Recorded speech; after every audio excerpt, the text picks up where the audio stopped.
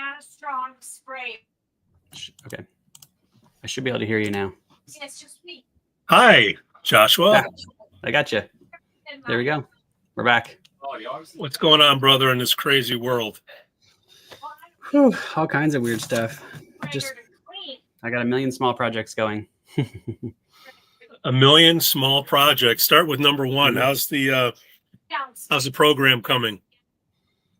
The frontal lobe disturbances phenotype is almost done. I tinker with things forever, though. The research section can be a giant pain in the butt because we don't organize our research by phenotype or even neuromarker. We organize them by disorder, which is like what you do in mental health. And it's a terrible, terrible organizational system because it doesn't help me sort through what's useful for a phenotype. Well, not just for me, but it's useless for a lot of people. So I have to go through we have like something like 7,000 peer-reviewed research papers or something like that now. And it's very hard to find the ones that relate to frontal lobe disturbances because the title doesn't give it away. You know, you can start with like OCD, which is useful, but then you don't want to just have only a research section on OCD because there are really, really, really good papers on frontal lobe disturbances that are not about OCD. And it's just very hard to be thorough when we don't categorize them based on neuromarkers. Anthony. Hey, what's up? Are we talking about diagnoses? Is that, trying to find, I get bottlenecked on my phenotype presentations because of the research section sometimes, because it's very, very, very, very hard to gather all the relevant research because we don't organize it in a way that's useful for us to kind of gather it up because it's organized by disorder, which is not useful. And if it's not useful to me, I would argue it's not generally useful to a lot of people unless, you know, if you, for a couple of reasons. One, if you have that client with that disorder and you read all the available research, you're going to have to figure out what within that research is useful for that type of brain within that disorder, because there's multiple types of people within most disorders. And so when you're writing it on the neuromarkers or the phenotypes, it's even harder because you have to look at pretty much the whole body of literature and find out which ones apply. That's not very fun. Yeah, I hear you. It's hard, and the academics don't often use the terms that we use in the clinical space. But I was going to say, you know, on the topic of research and the organizing it by diagnosis, you're right. Obviously, we know you're right. So here's the thing, like within the last year, the American Psychiatric Association Journal had 2 studies on, it's like one of the top psychiatry journals. And they had 2 studies on neurofeedback, actually. And one was on neurofeedback for OCD. It might have been 18 months, but it's recent. And one was OCD and one was PTSD. And like the way that they did it, it differed a little bit. But basically, one of the studies came out, neurofeedback had a positive effect, and one didn't. So I was like, well, what was going on here? And I forget the exact details. I could find these if you need or whatever. But basically, obviously, they were organizing by diagnosis. Yes. And we know that you could. Well, I would assume that the PTSD one went well and the OCD one went poorly. That's what I would assume. And the reason why is because there's more than one type of OCD and there's not more than one type of PTSD. And that's why you would have one decent outcome and one poor outcome. Yeah, I could see that. And that would have been, I think that would have been my intuition. I want to say, I'm not so sure. This is what they did. They did neurofeedback on victims of a building that had fallen down after, I think it was like in Israel. This is years ago. This is not related to the recent. And, you know, it occurs to me, I feel like there may be, I feel like PTSD. Remember how you talk about the Amy Cohen Barrett is her name or something? Yeah. And she talks about how people can represent emotions differently to themselves. I feel like, so for instance, there are people I know that would claim to have PTSD, or at least they've been through traumatic events, but they do not have the primary biomarker of PTSD in their brain. So how many people within earshot of the 9/11 towers who had all the experiences that you could have, which is lots and lots of people, how many of them, what percentage of them do you think developed PTSD? The ones that could hear the screaming and watch people jump and felt the burning of the building on their skin. Okay, yes. What percentage of them do you think got PTSD? I have 20%. I have no clue, honestly. 0. There was no marked increase in PTSD. It only correlated with background previous rates. Oh, okay. So if you So- had a prior trauma, Yeah, so if you had a prior trauma, it would be indicated in the demograph, but there was no increase in PTSD after 9/11, none. wow. So That's now, as a incredible. therapist, one of the things I'm trained as a therapist is to look for exceptions, because exceptions tell you a lot about reality, because you can dissect and Mhm. deconstruct something in an exception to figure out something of great meaning, and like you can figure out kind of the roadmap for something. Mhm. So that tells you about like what makes somebody essentially resilient to PTSD, and it's the community response is what we think it is. So everybody responded in a validating, positive way to everything that happened at 9/11. And so, you know, generally the things that make up PTSD are an identity crisis. You know, some there's some secrets, there's some internal lies, there's something more complex going on, and none of those things actually occurred during 9/11. You know, there wasn't an identity crisis. There wasn't, if there was, it wasn't one that was allowed to fester in the dark or in secret. And so we didn't see those externalities like PTSD. I think that's really nice Mhm. what you Mhm. said about community. And I'll read Hita's question here. Mhm. But what that makes so much sense if community helps. I think the Defense Mhm. Department has done studies where if a soldier has gone through something potentially traumatic, you Mhm. want to intervene with a certain amount of time. I think it might have been 12 hours to prevent future recurrent Yeah. PTSD symptoms. And so I could imagine the community around 9/11 really formed and Yeah. got together, you know, Yes. And And certain the things were DoD believes that for different reasons than you'd expect. I know because I worked at Walter Reed, and the Wow. basis in which they formed that belief was under false premise. It doesn't mean it's not true. It doesn't mean it doesn't work. Okay. But they did form that for, we'll say, different foundational understandings that were wrong. So, Okay. So they might have come to a useful conclusion, but from wrong basis. happens all the time. Happens all the time. Well, listen, and stuff happens by accident. Let me ask this Mhm. question for Hita. She Mhm. says, I've been reading up on sharps and spikes. I was Mhm. trying to find out what causes these type of transients. Is it neurons misfiring? And how do we know if there's any biological or biochemical reason? Josh, I'll let you go, but I have heard from somebody in Jay's consulting group that they think it could even be leaky blood vessels in that region of the brain. But go ahead. All the above. So a lot of times it's genetic, but you can also say that there's genetic propensity to it. So you can acquire them from a head injury. You can be highly prone to them for genetic purposes, or you can be highly vulnerable to them for genetic purposes. You can also be very resilient to them. So someone could get a pretty nasty head injury and not have any sharp slow transients. I don't use the word spikes because I'm not a neurologist. I think that's a regulated term, much like paroxysms. But I can use descriptive terminology like bilateral sharp slow transients, and I can use non-specific terms like instabilities. Those are all kind of talking about the same thing. It's worth noting that there are irritative and evolving versions that are neurologist and epileptologist jobs, and there are non-evolving versions that are associated with like 80% of migraineurs. So most migraineurs, but not all. And like a third of the ADHD population. So we're talking about large groups of very normal people just have these. Okay. So it makes up 70% of the autistic population, 30% of the ADHD population. Very, very common large groups of people. So genetics. Now, that doesn't mean you can't acquire them or get worse from a head injury. You absolutely can, or toxicity or something. Ooh. Yeah, Lynn's at ISNR. Yeah, it started. Oh, cool. At Niagara in the Hard Rock Cafe. That's slowly I turned.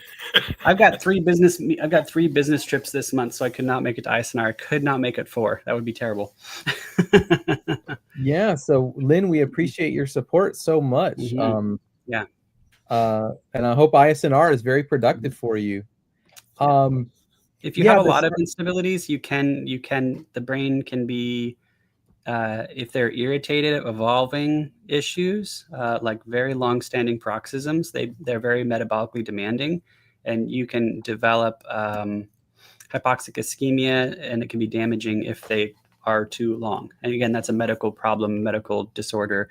If you're not a therapist, you don't label those, you don't name those, you just refer. So I I have a friend listening who's a little bit newer to the topic, and I was just going to say that for her benefit, and Josh, feel free, that the sharp slow transients are these, they call them paroxysms of, maybe you would say, spikes of activity in a brain region that, as my understanding, that seem to relate to irritation, ischemia, which is like leaky blood vessels, and inflammation, I imagine, is related. And they're usually irritative or ischemic, which means that they either are like low blood perfusion, oxygenation, or they're irritative. So it's usually one or the other. Yes. I'll ask for radar here. And if you're a migrainer and you have, these, it's most of the time it's vascular ischemic. Like 80% of the time they're vascular ischemic. Wow, that's helpful. Okay. Pete, have you experienced a personal transformation with neurofeedback? My wise ass answer was yes. I have less money than I used to. That's funny. No, Radar. My story is I started with my sister. She's a neuropsychologist, and we got into it right before COVID. COVID definitely boosted the business greatly. And in the Midwest, my sister found out she could make more doing the talk therapy and testing than she did with the neurofeedback. So she scaled back with it. And on the coast, in my opinion, West and East are doing a lot better than the Midwest. That's just me. There you go, Radar. And maybe it's forward, but no treatment, Pete. Did you have a treatment story that you wanted to relate, or anything to help you with? Well, I played football for a while, so I definitely got the scan done, and I could see where I've was concussed in the past. I did see that. Okay. I thought that was fascinating. I am a believer of everybody getting a baseline. I think that's something that should be done. And I think getting caught in the weeds of describing neurofeedback and treat/train and all that kind of stuff, it just wasn't going. And in this podcast, I've the impact that I can have with people is doing this versus doing the clinic. So that's why I'm here, Radar. And wait, he's got a follow up here. I asked Dr. Hill this question, but hope to get other perspectives. Does sexual addiction have the same EEG phenotype as OCD? That didn't come up in my EEG, Radar. It does if it does. People are complicated, and some people have PTSD, some people have OCD like mechanisms. Some people have, like almost like coherence problems, like persistent alpha eyes open. It's like you look at the phenotype, what's the elephant in the room? And there's usually something going on with the frontal lobe typically, because you have some disconnect between, impulse control, but there's a lot of ways to have a disconnect in the frontal lobe. It doesn't have to necessarily be like a classic OCD type neuromarker. You could have frontal lobe beta spindles, which is not quite exactly what people mean when they say OCD. So it's like you just have to take them and look at them and say what's going on in the frontal lobe. Sometimes PTSD is an explanation for it, and that's complicated. But other than that, usually what's going on in the frontal lobe, and it doesn't have to be OCD, but it doesn't have to be an OCD mechanism, but it could be, and it could. I would say maybe it often is, but I've seen different types. One thing that I've seen, Radar, is everybody's got something. I don't know what normal is. I don't think there's anything as normal. I think the brain is a gazillion spinning plates, and you just gotta, spin the right plate at the right time. And I think everybody's got something. I think once we recognize that and we have the control to do something about it, I think the better that we'll be off, because we feel like we're in control of things. If you're in more control, less anxiety, fear of the future, that type of thing. Why is the video editor talking so much? We need more questions. Hey, it was a nice change of pace, I think. I've been interested myself. Yeah. He wants to know more, Pete. Okay. Yeah, Pete, all right. Yeah, let's get to know Pete. I okay. It starts with getting the EEG, the baseline. I did do it because when the text would come in, I don't want them training on the customers. I want, work on me first. So they would seriously, I would have that crap in my hair all the time, and they would work on doing it. So yes, I think there's a noticeable difference. And I still have my machine, my Sten's 19 channel, 20 grand machine, blowing off dust off of it. And I'm thinking about, wiring myself back up and see if I can do something with it. I still have all the Zoocore games. Does anybody still do the Zoocore out there? I hear people don't want to do movies anymore. They don't want to do games. They just want to sit there and raw dog it.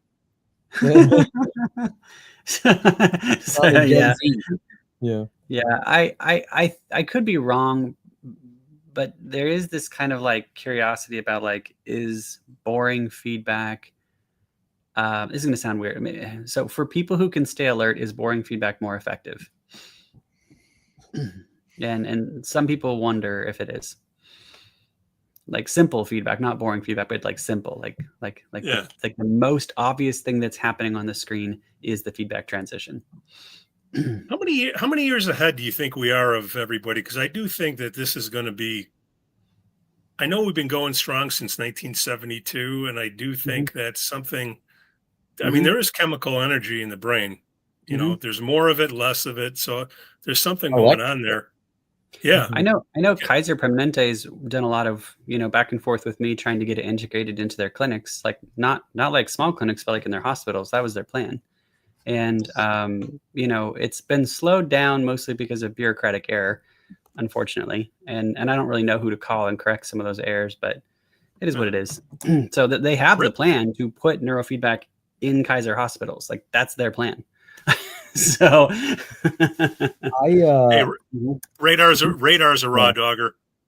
Yeah, we have another question from Jahan too about caffeine, but I was just say the thing that really is hard for me to tease out. So a friend will call me from across the country and say, should I get neurofeedback? And even sometimes, I like this place, and the neurofeedback they're going to do that I can tell is going to be completely different from the neurofeedback that somebody in Florida would do or whatever. So and because of that, how do we study this? How do we, I mean, you can do it, but I just think it makes it that much harder. We don't make it easy. And so I don't know when this is going to become, and which form of neurofeedback, so anyway, but Jahan had a question about, well, he has two now. One about what does caffeine do?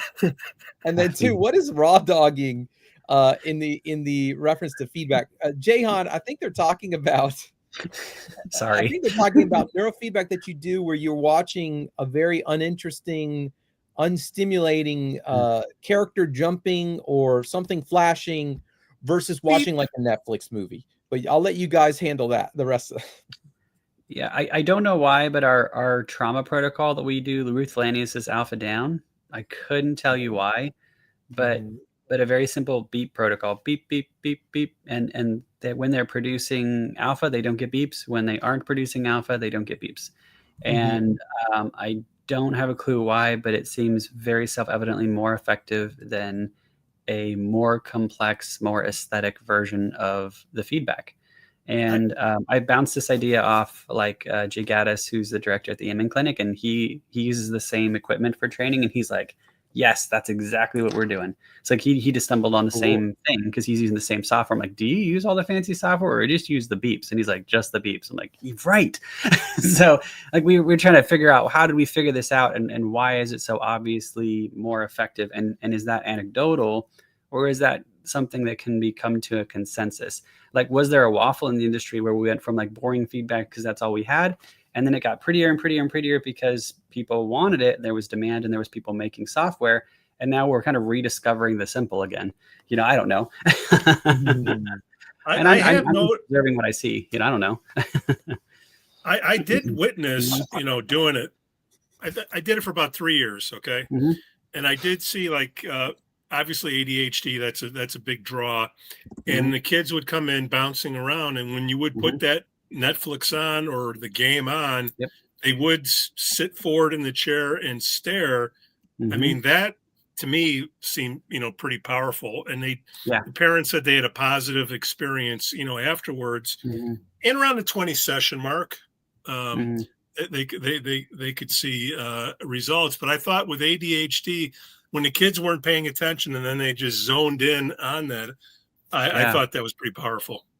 Yeah. And you do have to kind of negotiate with the kids. So if you don't get that like locked in thing that you're so amazed by, you kind of have to use whatever feedback choices you have to get them to sit in front of it and pay attention to it. Yeah. And so whatever philosophy you have on feedback is a moot point if your client won't look at it. I was just going to say, by all means, if something's working, no need to change it. I feel like I've seen radical changes and improvements in people from the simple, but also the Netflix movie. I haven't done the ZooCore, but I almost wonder if somebody thinks it's a type of stimulus, accepting maybe one of these positions. I know that sound is used with alpha theta and other things too. So accepting maybe a certain area of the head likes it, I kind of think just do it. Something else might be wrong if you're not feeling it from any type of treatment, or you might be looking in the wrong place if you really think it's this type of stimulus. Is what I feel like. Is it possible to do neurofeedback on your pets? There's a Facebook group for that. There is. I'm dead serious. Neurofeedback for dogs. Yeah. I don't know. We're having less kids now, and the premium dog food places, right? The pets are the kids now, and how can you tell if it's working or not? I've looked into that. 2 woof for yes, 1 woof for no. Yeah, it's the same. Yeah. It's the same approach as with a kid, though, is the thing. So if the dog doesn't like to stay still, you're not going to get it done. Because I've looked at, because I know somebody with I know a couple of people with very wired dogs. I mean, they're just strung out. And so, but I do recommend, I know this is almost a little off topic, but my sister was a professional dog trainer, and I highly recommend people get, some education on, I like Cesar Millan stuff. That's what she did. I saw my sister do impossible things with dogs that were amazing, what she could pull off with them. So there is like its own dog psychology, and people don't know what kind of signals they're giving dogs, and they don't realize. But when you have a shock collar, isn't that feedback? That is feedback. That is operant conditioning. We call it operant conditioning. They even have collars that they don't shock you, but they vibrate if the dog barks. But what I cannot find out is, and it's hard, if you try this, you'll have trouble finding out. I cannot find out, are the dogs emitting an ultrasound pulse, or are they physically vibrating? So I thought that was crazy that they don't tell you. They make it's so vague, the language they're using. But anyway, it sounds like there's a lot of tools, neuromodulatory devices, neurotherapy for dogs, which is crazy. Adelita, I cannot post links to the YouTube chat. So maybe Pete can post. Just send. I'll send to Pete over the chat that we're in for the stream.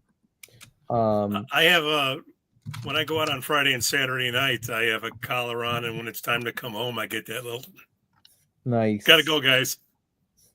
Your wife has figured it out, I guess. But yeah, backing up on the PTSD, Josh, and this is just like a theory. Doesn't need to be true, but I talked to another clinician. So I am not a clinician that can diagnose PTSD, but my understanding is T6 alpha, or even slow content in kids, Jay says, and the research says, is the #1 marker of PTSD in the brain. Okay. Can be the most predictive. P4, but T6, P4, Yeah, P4, P8, Jay says. But anyway, 50% higher on the right side than on the left. Yeah. So here's what I'll say. So I have met individuals, and this clinician has as well. They report many traumatic events and not a good upbringing. So they didn't have somebody comforting them. They didn't have community, but they don't have a lot of T6. And something that we have observed as a commonality. Oh, well, okay. Well, I mean, this is, 30 years Triple network theory. Keep going. Okay. Yeah, there could be other things. What we have noticed is these individuals tend to have a lot of frontal theta and slow waves.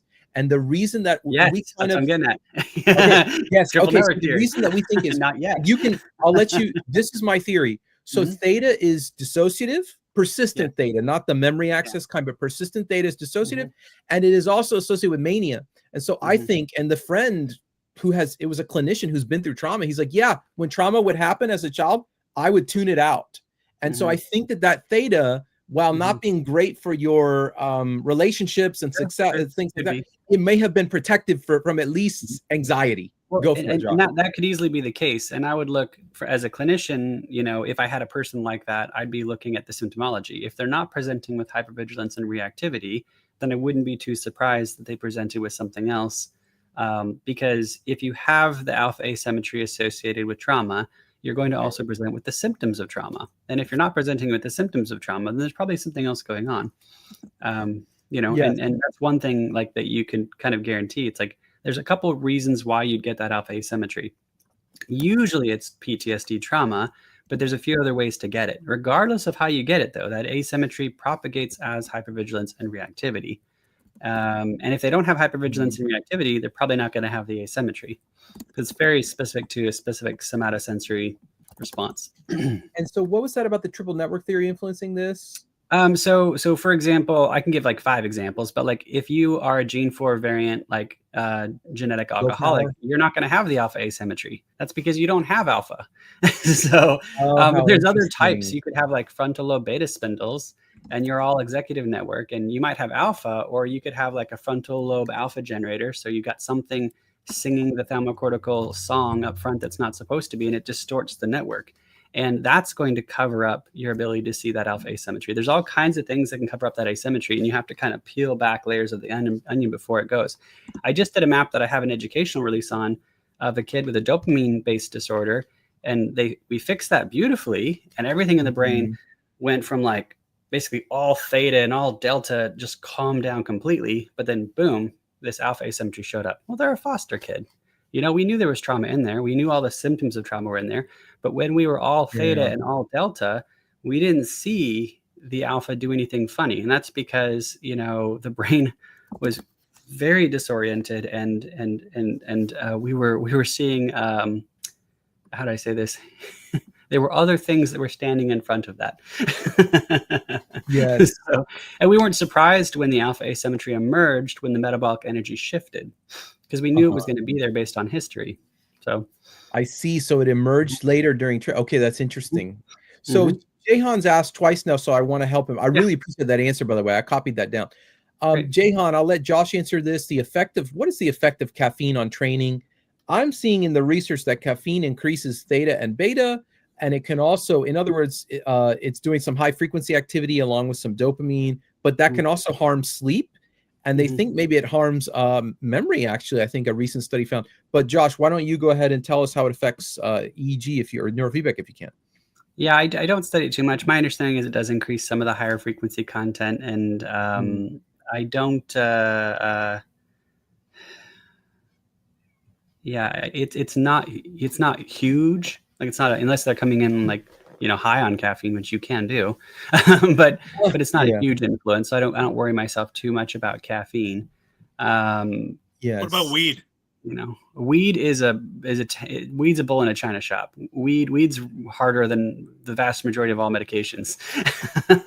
So not for every client. There are really interesting cases out there, but weed typically plays a pretty large role in your data.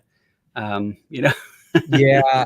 You know, I think it's associated. I think Jay has said very much associated with alpha power and frontal alpha power and coherence. Yes, those are correlated, and that's commonly observed in anxiety. And yeah, go on. It's going to trash your treatment outcomes a little bit. Like meaning you're going to have less success with people on weed than your group that is off weed. So it doesn't mean you're not going to succeed. It means that if you fail, you're not going to know if it was because they were on weed or not. It makes me think if it's compromising treatment, you know how they always say neurofeedback the learning happens at night, actually, when you sleep, because that's when synaptic plasticity happens. If something is compromising neurofeedback, I almost have to guess that it might be compromising your sleep. And so maybe you will get off the podcast and you will immediately search for it. And what you're going to find is that THC reduces REM. That's what you're going to see. And you're going to be like, oh, I called it. Yes, you did. Oh, cool. Thank you for telling. Yeah. Do you know why some people use THC? I wouldn't say it's all of them. I wouldn't even say it's most of them. But a couple times a year, people come in and they can't not use weed every day. In fact, they sometimes have to use weed every few hours. Now, when you use weed every day and you have for months and months and months, the half-life of THC actually drifts to 6 weeks. Okay, so it takes 6 weeks for half of the THC to leave your system. So why on God's green earth would you start to get ill after only 4 to 6 hours? Yeah. And the only answer to that is, in my opinion, that I've seen consistently, is that it's working as an emotional anesthetic, and only at the very tip top of increased use does it work as an emotional anesthetic. And they're getting sick because of the emotional rebound. They usually get stomach aches and stuff like that. And it's very, very, very, very hard for them to come off the THC when they use it that way. But they're essentially staving off all the non-mandatory REM so they don't have to process their trauma. Yes, exactly. That's what I was going to say, is REM's associated with processing emotional memories. And so the emotional anesthetic, they're not doing the REM because they're trying to get it from the drug, and it's backfiring. Yeah. Well, and if people have to use weed every 4 to 6 hours to avoid processing trauma, those people are so bottled up and so basically emotionally constipated, and it's almost better to send them off to a treatment center because they'll have a very hard time coming off of it. You think COVID and all the kids today, is that adding to the reasons that we're having these problems that we're having now with the young adults? Or we've always had problems with young adults? We have different problems. We got different problems. You know, there's something, Pete, they found that we are driving worse since the pandemic. And at first, some were like, well, that's just, we're not used to being on the road.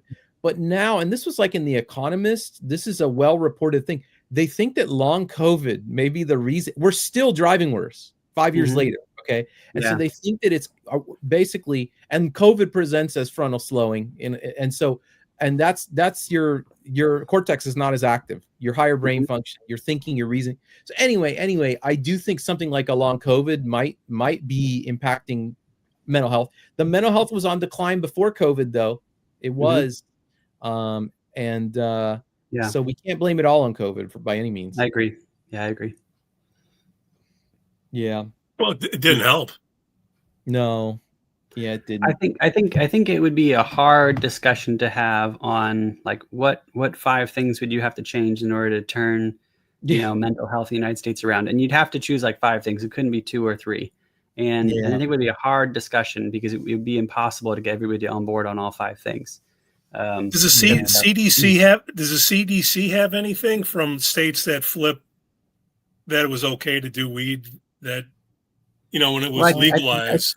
I think the federal government's been backing off kind of in an intermittent way for a long time. I don't think they've officially decriminalized it, but they've been kind of sort of backtracking. I'm just saying, when things gotten better, in other words. In Illinois, the minute that they said it's legal, has there been increased cases from the CDC that we could see of mental illness or things getting better? That's a good Anthony question. Anthony's my data guy. Yeah. I'm not so sure. In a while. I think I'm probably thrilled to see types of arrests are down, but yeah, go on. I'm thrilled to see that alcohol consumption is way down, and I think that's the one that I was vigilance issues. People can't tolerate drinking alcohol anymore, and so they're not doing it. I think that's what's happening. They're doing weed. The kids are drinking weed drinks. They're which one's better? Because you don't get the inflammation from the weed, but you're saying it's rotting the brain. What's Radar's question about workaholism? I missed it. He wanted to know how to become one. Oh, he literally said that would be mid beta. That would be mid beta. And no, you don't want to do that, Radar. Athletes come in asking to be trained for mid beta. Like people want to come in and get 14 to 16 hertz up training. Those are your Olympic athletes. They want to be driven to a fault. I don't recommend it.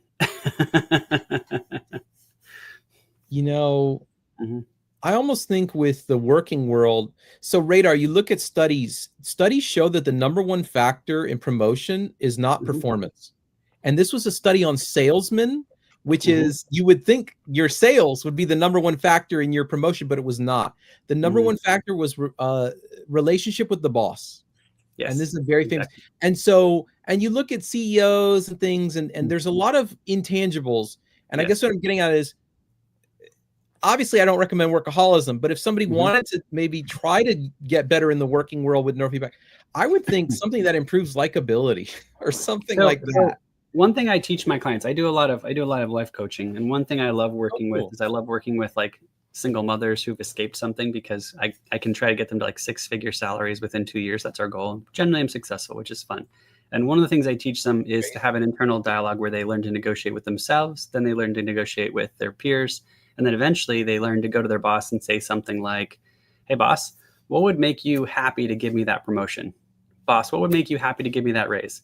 And bosses don't like not answering that question. And you have to have a routine of being good at talking to yourself that way and talking to your community that way before you can dialogue with your boss naturally that way. But once you kind of establish it internally and then externally, you're kind of ready at that point to go talk to your boss. And that's going to drive your career more than workaholism, because your boss does want to answer that question, but you're going to work less. You're just going to negotiate specifically for what metrics you have to achieve to get the outcome you want. So you're going to work more specifically, not just more. Yeah. And you're working more specifically to an agreed upon outcome. And bosses, generally are happy to answer the question, what would make you happy to give me that promotion?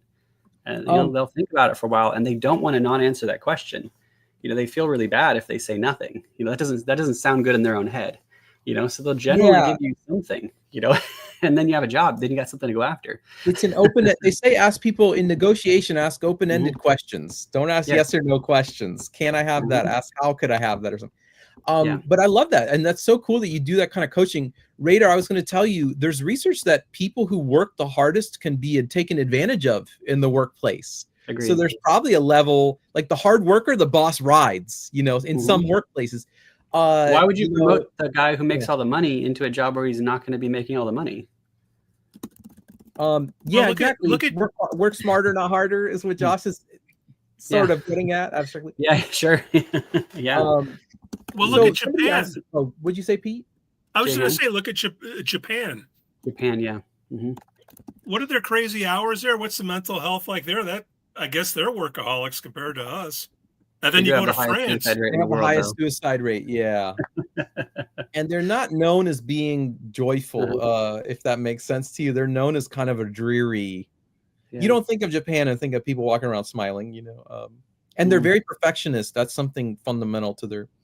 So Radar he's still standing up. He wants this. Radar, I was going to say, you asked about, what about a protocol that allows me to turn workaholism on and off? And I'll just say that for me, in pursuing sort of phenotype-based treatment that Josh talks about, that Jay helped develop and all that stuff, I find that I have control of my attention, and I didn't pursue workaholism, but I do think my attention is improved. So I'll just, maybe Josh wants to focus on attention for a moment. I believe that attention is going to be phenotype driven. So there's no individual neuromarker. There's, maybe there used to be 30, 40 years ago for attention, but your brain's function is attention. So if you have something that is distinctly like imbalancing in your brain, it's going to influence attention.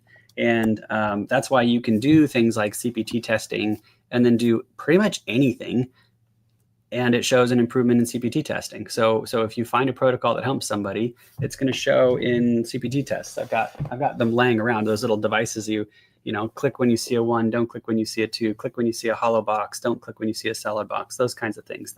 There's only like 6 of them out there, 6 different devices. But those devices are a really, really high definition way of measuring attention. And they pretty much always go up with good neurofeedback. Always. Like, I think for the first 10 years of my practice, that's the only assessment that I did. And then like the last maybe 7 or 8 years, I've been doing QEEGs. And I wasn't really willing to do QEEGs until I had like a really, really good mentor, because I just didn't feel good about Z-scores. And now I know why. But the quick scores were a really, really, really good indicator of whether or not you were doing good training, because you'd have this thing that had excellent test retestability that shouldn't improve against the placebo improve significantly. And the patient's telling you subjectively they feel really good, and you're seeing these attention scores improve against essentially research that says they don't improve, and that's kind of interesting. Raider has a question for you about CPT. He says, I remember doing these, by the way, for my friend listening, these are cognitive performance tests. They are common psychological tools used to determine, the accuracy of someone's thinking or their brain and the speed.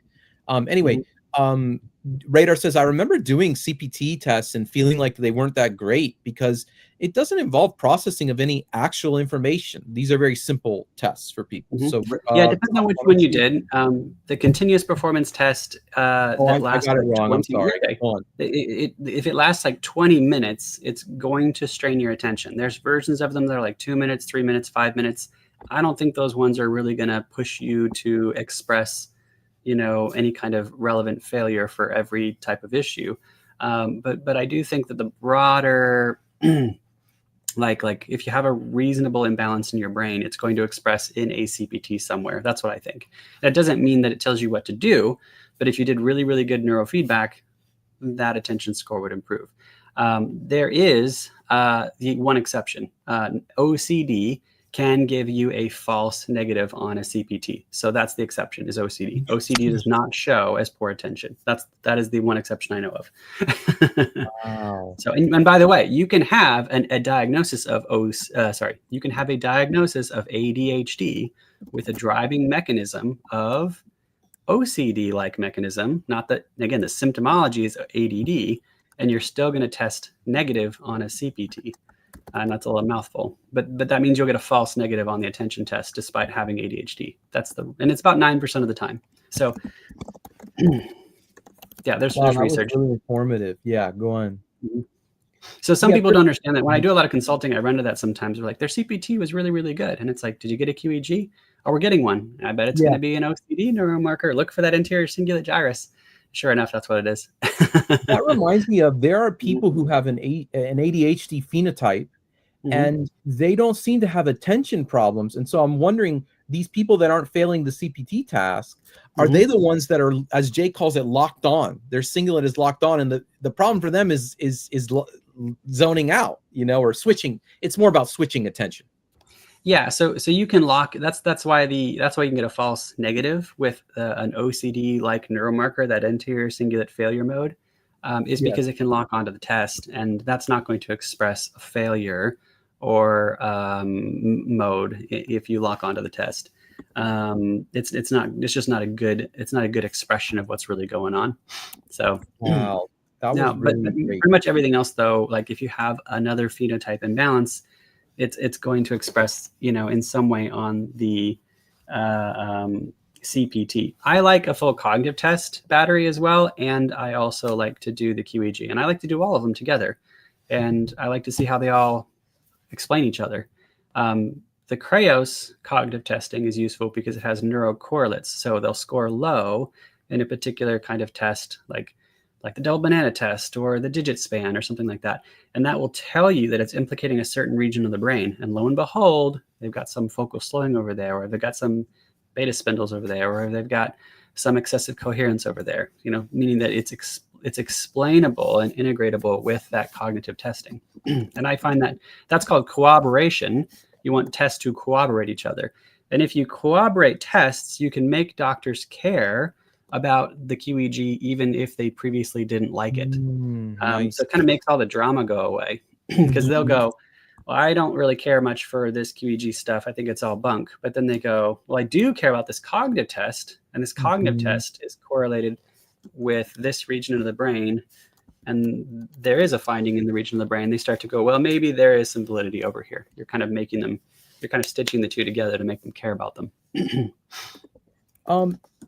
Back on the question real quick of performance, like one thing, I'm going to tee Josh up again. One thing I was going to say though is I kind of feel like anything that is helping you sleep better is probably going to result in better attention and focus and motivation for anyone. And then the other thing that I was going to ask Josh is I think that was I lost the thought there. Speaking of, right, I'm getting I kind of thinking like your brain, there's like different aspects of attention, and kind of your whole brain plays a role in attention while you're awake, but your whole brain plays a role in sleep when you're asleep. And so there's actually kind of a as above, as below kind of dynamic going on here, because if you have some daytime dysfunction that relates to attention, it does correlate with something in your sleep. Whether that's significant or not, is another story. But the reality is, if you improve some aspect of your sleep, you're going to improve some aspect of the day. If you improve some aspect of the day, you're going to improve some aspect of the sleep. That's been well commented on in our field, and a lot of people believe what I just said.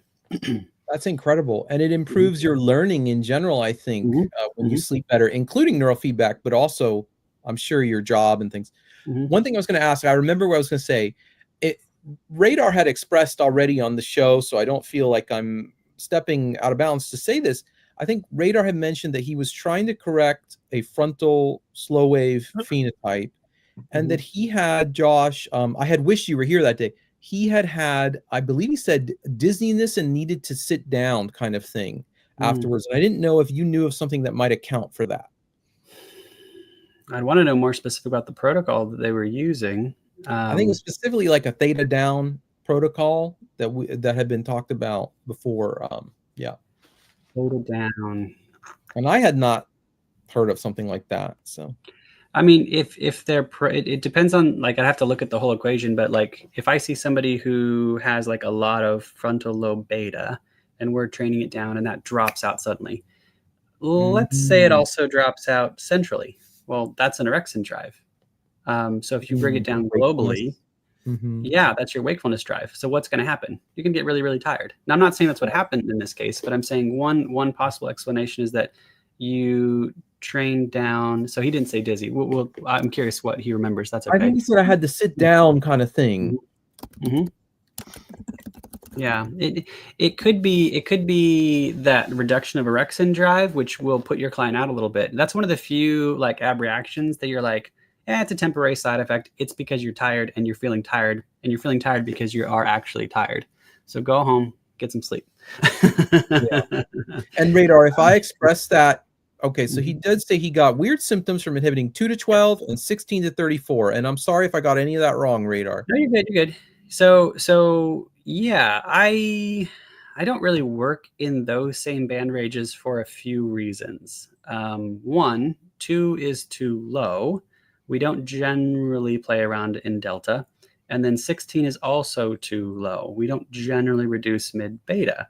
And I don't know, this person comes from a different philosophical, and there's reasons why even Jay would recommend training down as low as 16 so they asked Jay. So Jay will recommend that sometimes, and there's reasons, without seeing all the details. I can't get into that. But it's possible that you might want to break up the bands. Like, for example, and this is one thing that I think about, like, people will say suppress 2 to 12. Well, how many mechanisms are within 2 to 12? Because you're getting delta, theta, and alpha. And here's the interesting thing. If you don't break those bands up and do a multi-band inhibit, you're only going to train the loudest band at the time. So because it's literally only going to be able to hit the loudest one. And I don't know why people don't think through this, and it's not a criticism of anybody here, just like the whole field, like the field doesn't talk about this, but aren't you only going to train the loudest mechanism in that group of mechanisms? So let's say if they have at least just a little bit of frontal alpha, isn't the only thing you're going to end up training in 2 to 12 down alpha?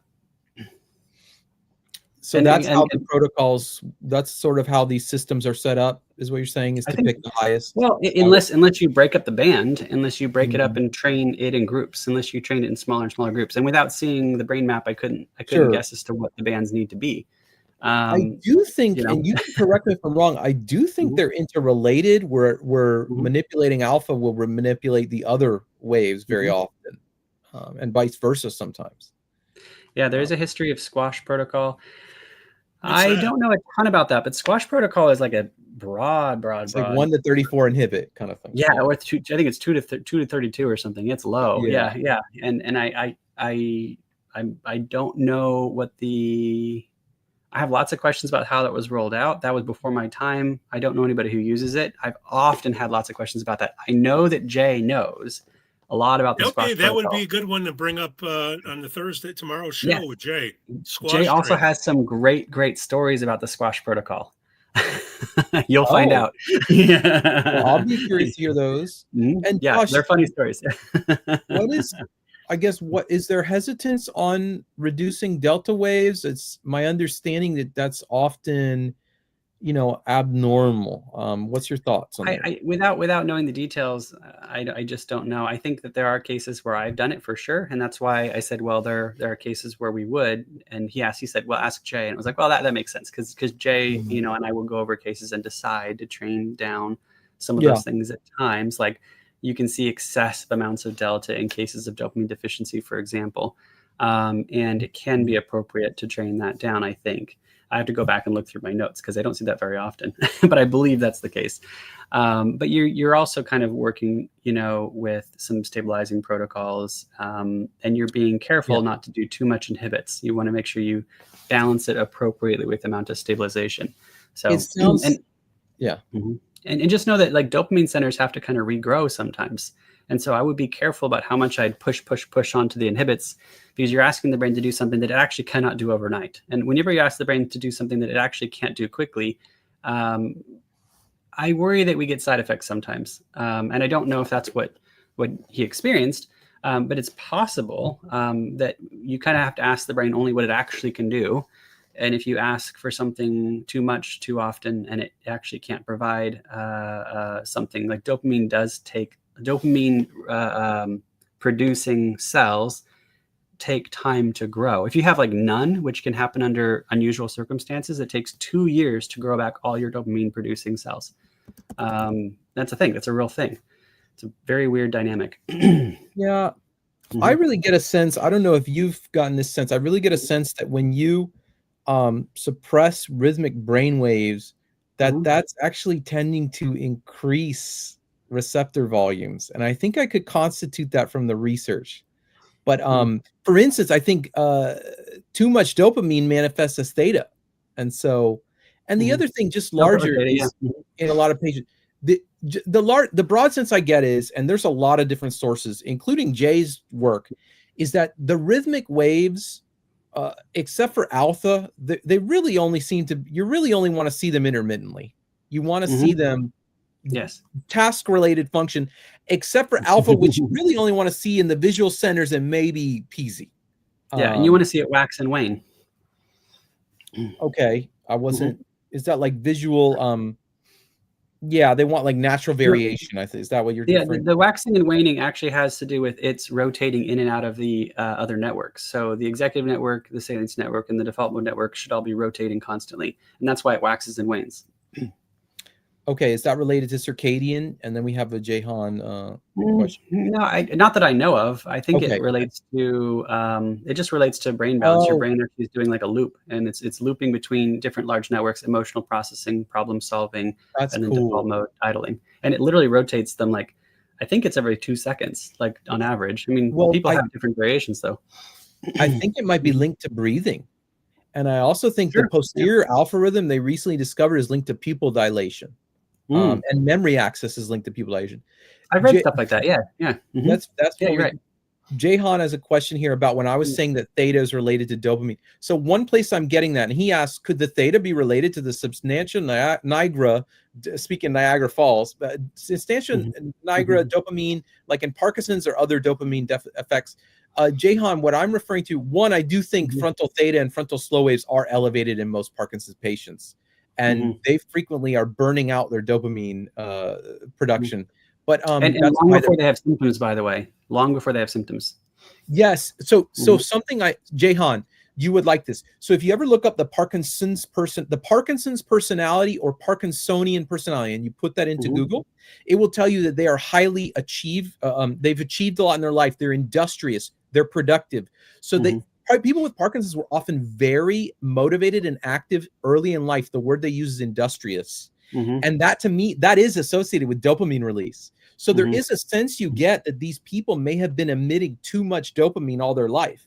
And something that also, and this is not what I was drawing on for all this, but something that also, did you know that stimulant medications, ADHD medications, and you can Google this, they increase the risk of Parkinson's 5 to 8 times if used for more than like 1 to 2 years. This is like from the Parkinson's Foundation. This is mainstream. This is not fringe research. And guess what those medications are doing is they're amping dopamine. And I almost get a sense it's burning out or reducing the receptor counts. But the other place that I'll point you to is Jay has a paper on phenotypes, targeting the phenotypes, medication targeting for ADHD using EEG phenotypes. I don't remember the exact name. We can get it to you. In there, he says the frontal theta phenotype, I believe it's the frontal theta, is related to faulty dopamine transporter genetics. So he specifically implicates genetics and dopamine levels with a frontal theta pattern. So those are kind of all the things I'm referencing, and sorry if that was a lot. Go for it, Josh. Oh, no, I just agree with you. And I do think that like Parkinson's is different than some of the other dopamine-based findings that we're talking about. So like you'll find somebody with attention issues and we'll see dopamine-based neuromarkers and we'll talk to their doctor and their doctor will put them on Ritalin and they'll feel way better. And with good neurofeedback, they eventually come off the medication and they don't have the neuromarker and they don't have the medication. And that's nothing like what's going on with Parkinson's, even though we're still talking about dopamine. There's something more serious going on with Parkinson's that, you know, we still want to do, you know, some stabilizing protocols. We still want to do some inhibitory protocols. But it's not the same kind of problem as like your ADHD Ritalin case. So it's not like a progression of that. It's something else chemically going on where, there's something, a different kind of failure mode that's more degenerative.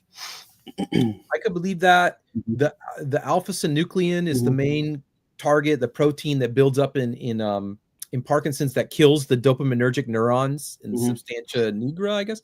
But it does sound, I mean, this is a strong effect size. If ADHD medications are increasing Parkinson's risk 5 to 8x, that to me, it sounds like they at least may be related.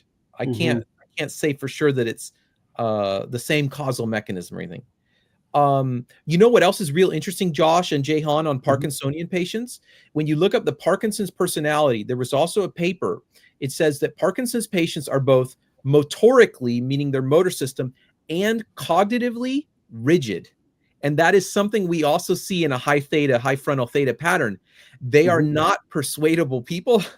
They are very set in their ways. They're very OCD related phenotype, but rigid would be a pattern that you see in Parkinson's patients a lot, and that is related to dopamine. Can be related. Go for it, Jeff. Because dopamine is functional in learning, and so I could imagine if you're burning out those dopamine receptors, however it's happening in a Parkinson's patient, you're now having trouble picking up on the learning cues of whatever it is. And these things can be really, really useful. I have a case that I got a release on, so I can share some of the data. Some of the vague information at least, but case come in, diagnosis of Parkinson's. We did the QEEG to kind of set up for some protocols, you know, dot our I's, you know, cross our T's, and they didn't show the dopamine dynamic. And it's a bit odd. Now there are versions of Parkinson's that are very rare that involve some of these, you know, neurophysiology aspects like calcium, you know, buildups and things like that that could present differently and still be considered Parkinson's. But just because those are rare, we asked them to get a second opinion, and they ended up getting a different diagnosis that was treatable. And it's like, in those moments, you're like, whew, okay, I like what I do for a living. You know, EEG helped determine this. What was it in the EEG that determined this? They didn't show the classic neuromarkers for Parkinson's despite having the diagnosis, and so it was like, okay. How much do you like your doctor? How much do you trust your doctor? Would you be willing to get a second opinion? And so, what were the neuromarkers again? Is it thalamicortical dysrhythmia?